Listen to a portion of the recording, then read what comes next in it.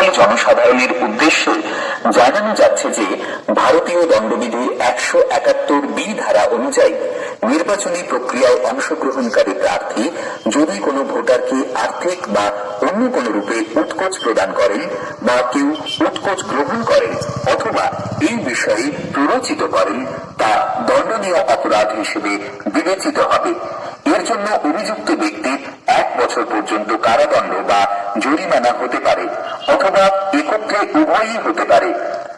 এছাড়াও যদি কেউ নির্বাচনে অংশগ্রহণকারী প্রার্থী বা ভোটারকে ভীতি প্রদর্শন করেন, শারীরিক নিগ্রহ করে থাকেন বা ঘুষ দিয়ে থাকেন এবং যদি কেউ ভোটদানের প্রতিশ্রুতি দিয়ে ঘুষ গ্রহণ করে থাকেন তাহলে সেই ঘটনা ভারতীয় দণ্ডবিধির 171 ধারা অনুযায়ী গুরুতর অপরাধ হিসেবে বিবেচিত হবে।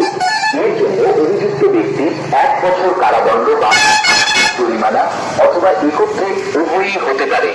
এই অপরাধ প্রতিরোধে প্রশাসনের পক্ষ থেকে একটি বিশেষ দপ্তর খোলা হয়েছে, যেখানে আপনি দিনের যে কোনো সময়ে আমাদের টোল ফ্রি নাম্বার 1950 নম্বরে ফোন করে আপনার অভিযোগ জানাতে পারবেন।